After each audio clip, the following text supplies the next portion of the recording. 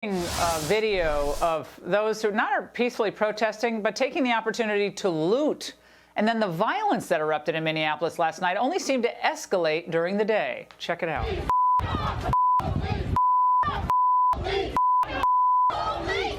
To all my white brothers and sisters, we appreciate y'all being out here and supporting us. But this is not y'all space. This is not your space.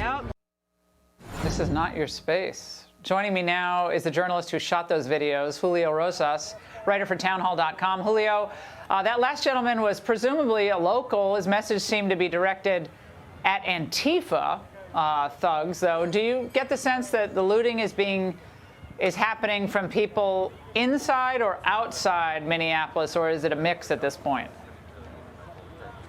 So basically, there are three different types of groups of people here.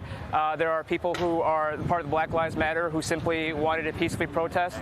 There are people who were part of the protest, but their Target and another grocery store that's nearby, they decided to take part in the looting. And then the third group is people who are just mainly interested in looting and rioting. So kind of a silver lining with what's been happening. I have seen some Black Lives Matter protesters trying to defuse the situation, but up until 20 minutes ago, things have completely devolved as those protesters have left and the rioters have come, and they have increased in number since they have taken down the fence outside of the Third Precinct's building, and police had to respond with tear gas and flashbangs. We're looking at another building not too far from where you are right now, Julio. I don't think you can see it from where you are, but another building has been set on fire tonight. Again, we're to believe that these are people, quote, protesting. Other networks won't use the word rioting, but I don't know what you call lighting buildings on fire and then destroying contents or stealing contents. I don't know what you call that, but that seems to drown out any positive message that's coming out of this situation. Yeah, that's one of the unfortunate things that has come out of this tragic situation. As I mentioned before, there were people here that just simply wanted to protest, but as I've been documenting throughout the day, people have been taking advantage of the absence of police because they, at least here at the Third Precinct, they've been mainly holed up inside the building. The only time I've seen cops outside is when they went to, as a convoy, as an SUV convoy, they went to apprehend somebody. And as you can imagine, as the police raced down the street, they were being attacked essentially with bottles, with rocks, anything that the rioters could throw at that had any heft to it.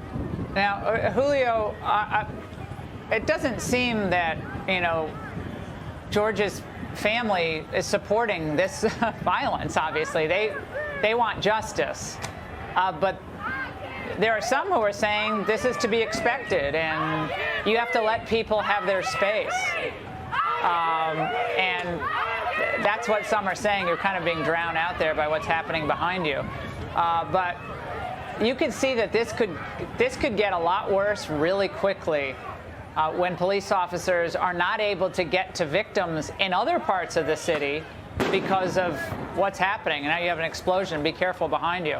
But if police officers aren't coming out to calm things down, I guess we'll see what anarchy looks like. I mean, that's basically what we're seeing right now.